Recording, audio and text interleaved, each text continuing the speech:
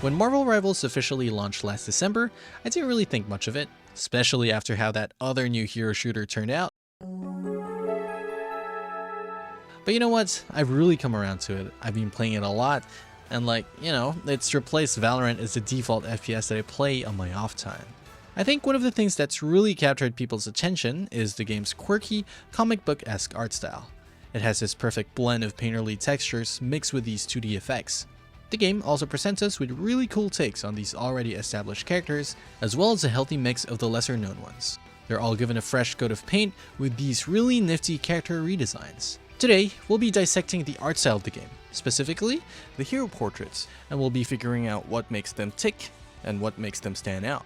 At the end of this video, I will be drawing my own Marvel hero in this art style for you and everybody else to judge. That's right, you're watching Render Breakdown!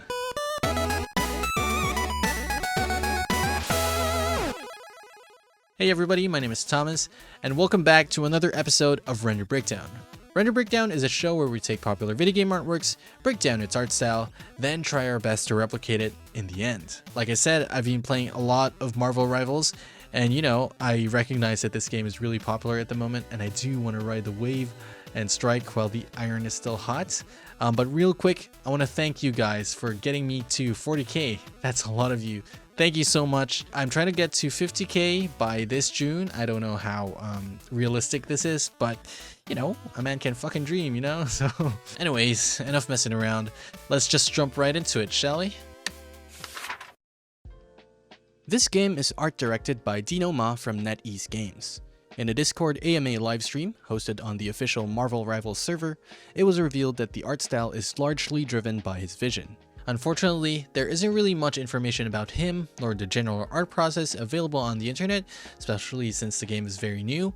But yeah, we're just gonna have to work with what we have and working backwards from the final renders themselves. First off, let's talk about Marvel Rivals character designs. The thing about this game is that all the characters already have established appearances. They're all Marvel characters. Most of them have decades of history behind them. So when it comes to designing their outfits and stuff like that, it shouldn't be really too hard since we have decades of materials to pull from. To set their designs apart from the comics, Rivals goes for a different route. The way I describe this character design philosophy in broad strokes is futuristic over design. It's really detailed, there's lots of bits and bobs to it. Look at how many belt buckles the Scarlet Witch has. Look at how many panel linings and piping are on Storm's suit.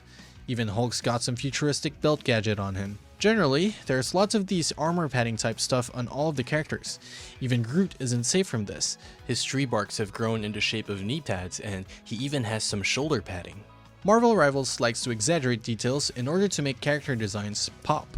This also has the effect of making their silhouettes distinct, which is one of the core fundamentals of character design. You can see this in stuff like Doctor Strange's comically large cape, Hela's crazy antlers, Iron Man's arc reactor being large and emphasized. This is also represented through character proportions, where Bruce Banner is portrayed as stick-thin in contrast to the Hulk, where he's absolutely massive, with a huge chest and broad shoulders. Even the Punisher and Captain America are exaggerated in a similar way. I think a good way to see what I mean by all this is by showing you these three things. Comparing what they look like in the comics, what they look like in the MCU, and what they look like in Rivals.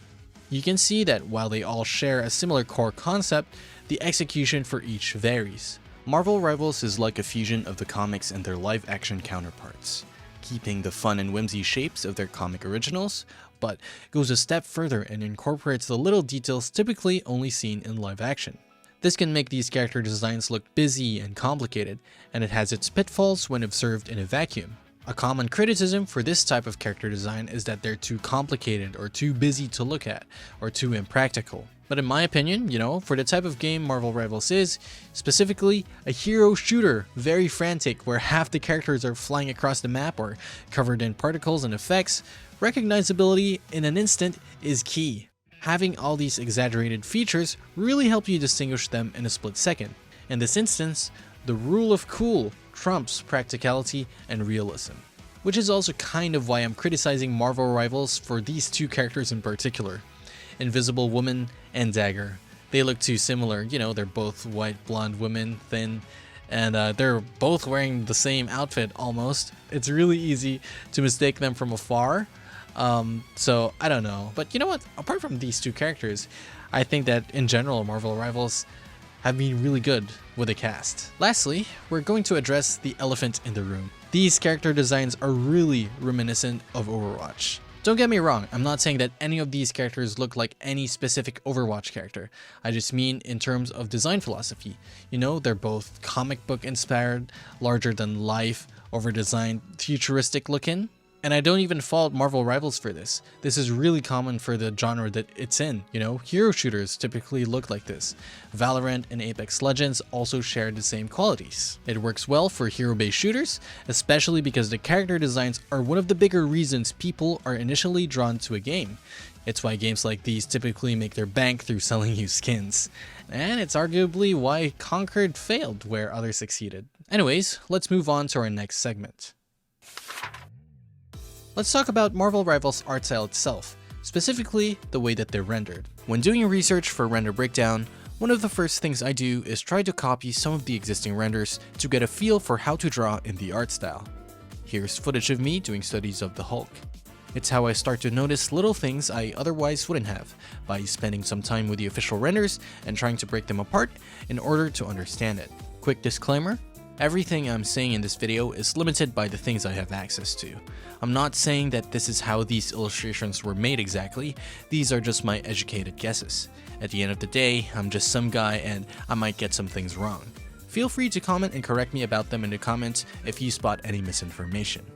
All that said, here are my observations. As mentioned earlier, this art style is comic book inspired. These characters have exaggerated comic book proportions. This means really well-defined muscles and silhouettes. This rendering style is painterly, but not too smooth. You can still see some of the hard edges between colors. Sometimes there are even areas where the paint looks scratchy. I describe this look as halfway blended. I'd avoid using an airbrush for this. This art style has line art. Not too much, really minimal at best, but it does exist. It's really obvious when you look at where the head and the neck meet. Generally as well, the outer rim of the characters are outlined with black. Not always pure black line art, but something sketch-like. I would still caution you to use line art a bit sparingly, as not every single thing is detailed with line art. Just, you know, do it tastefully. It's a delicate balance. You can use line art to further define spots where you feel like more contrast is necessary, spaces that you feel need to be darker or emphasized. That said, the line art isn't perfectly clean. They're rough and sketchy and often intersect and overshoot. Again, do this tastefully. Depending on the material, sometimes the fabric is textured. Look at some of the pads on Storm's suit. You can see its ridges. If you zoom in on Magic a little bit, you can see that she has a couple textures on her. Her thighs, for example. There are lines representing the stretchy fabric of the leggings. You can also see the leather textures on her belt. It's really detailed. I think that some of these character portraits are 3D models then just painted over. This is a really common practice in concept art. We won't be doing this for our own illustration because I don't really want to have to go and make a 3D model just for one video. But yeah, that's something to keep in mind. I also don't think that all of the character portraits are 3D models painted over. For example, Spider-Man, I'm pretty sure, is a 2D illustration all throughout. But for other characters, it's much more obvious when you look at things like their weapons. Lastly, and I think this is really what brings this art style all together, are the 2D effects. There's this really strong highlight coming from the top left of these characters. It's these blocks of pure white that also have these chromatic aberration effects on them. Basically the pink and blue lines on the edges of the lighting. There are also these reflection highlights on the side, also blocks of color, typically in shades of blue. As per tradition on his channel, here is the material sphere to represent Marvel Rivals' overall art style. It reminds me a bit of Spider-Verse, honestly. If you reach this point in the video, leave a comment saying, "Mushroom soup is tasty," just so I know you're still paying attention. I know I did a lot of yapping, sorry about that. Otherwise, this is the part where we actually start to draw things. A while back, I gave you guys a choice between Mystique and Jubilee. I like both of these Marvel characters, and they're not in the game yet, at least not at the time of this video's release. You guys like Jubilee, so I got to work. In terms of brushes, I mostly use Clip Studio Paint's default tools. I really like using the default gouache brush for blending in colors, and one of the default pens for the line art effects. I additionally use this brush that I got from the Clip Studio Asset Store, which is basically like a hairstroke brush that makes 7 parallel lines. If you use any other art program, I'm sure you'll be able to find something similar for you, and if not, I think it's pretty straightforward to make the same brush, it's just 7 dots or even less if you want. I started with the pose. I asked you guys here on YouTube, as well as on our Discord, which exists by the way, and went through a couple pose variants. Eventually, we decided on this one. I have this weird process I don't normally show when I design characters. This is what my initial character sketch looks like. I know it looks really bad and messy, but that's not the point of making this. Let's compare my initial sketch versus what eventually became the base sketch for the render. I make this messy version to get the purest form of my thoughts out real quick, if that makes sense, sort of like thumbnailing. Designing a character and making their character portraits are often 2 separate illustrations. This way, I don't have to bother with making a character sheet and I can just jump straight into rendering, which is the fun part. I started out by doing my color blocking. It makes it easier for me to render out individual parts if I put them distinct this way. Other people might have different processes, but this is mine.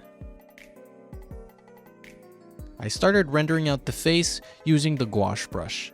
I looked at all the Marvel Rivals portraits and everyone seems to be, looking to the right with the light source coming from the top right. So I did the same right here. I moved on to rendering the hair as well as the glasses.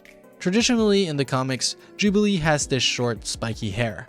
In order to differentiate my design and push it forward a little bit, I decided to give her pigtails, similar to her appearance in the live-action Fox X-Men films portrayed by Lana Condor. This was how I was personally introduced to the character, and I always liked her in that one X-Men ad.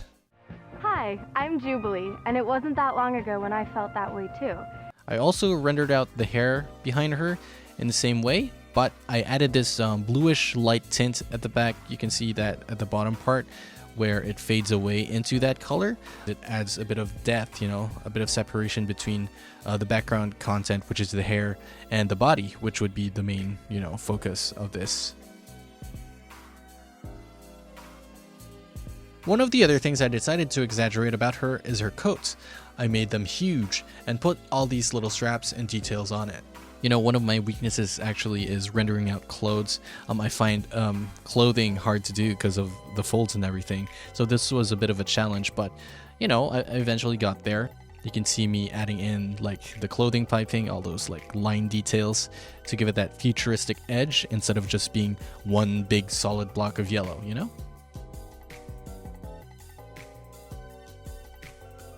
For her inner clothes, I decided to go with a sporty race car tracksuit. I gave her jean shorts and a nifty belt to go with it. I know typically she wears the branded X-Men team logo on there, but I wanted to give her some individuality and gave her her own piece of jewelry. A 4-pronged star shape to reference her powers, but tilted 45 degrees to still give it the shape of an X. This way we can represent both the X-Men subtly, but more importantly, herself. For her shoes, the design is loosely based off of Chuck Taylor's. Jubilee is often portrayed as this young teenager, so this is my way of leaning into that feeling more by designing her combat boots into this familiar looking thing. I also made them huge, like rain boots. I think her boots were my least favorite part to render, just because it's very detailed and very mechanical looking, but I think I eventually got there in the end, and I'm generally happy with how it turned out. After rendering everything out, this was me adding in like all the scratchy line art and stuff just to further define like the shadows and the edges of this piece.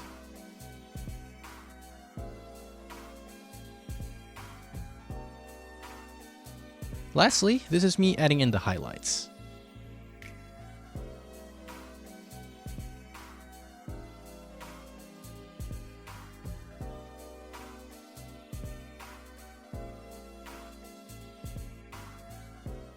And this is how it turned out.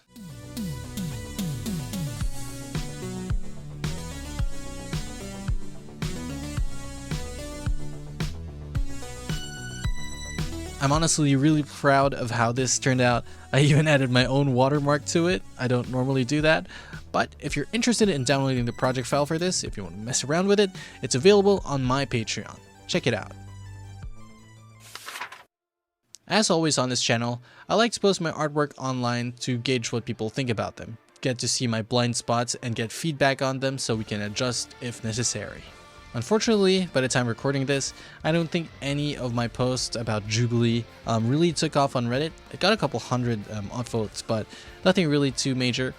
But yeah, I'm still proud of what I made, and I'm gonna leave it up to you to leave comments on this. Do you think this looks convincing, or do you think it needs some work? Let me know. Give me your thoughts. Be mean. Why not? I did get some nice comments over on Blue Sky, so that's always a win. Thank you. If you want to see more render breakdown more frequently, then please subscribe to the channel. You know, it's the best way to signal to YouTube that you enjoy my content, and hopefully it'll shove this video down the throats of everyone else who watches the same content as you. You know, similar people, like-minded people, they're cool. We gotta do our best to work with a holy algorithm. Other than that, thank you so much. Thank you for watching this video.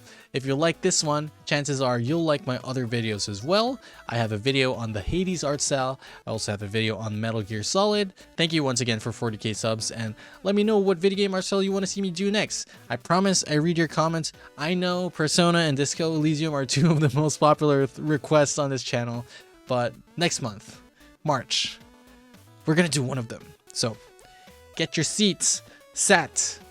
Get your butt sat is what I meant to say. Whatever, fuck it. Until next time, I'll see you then. Ciao.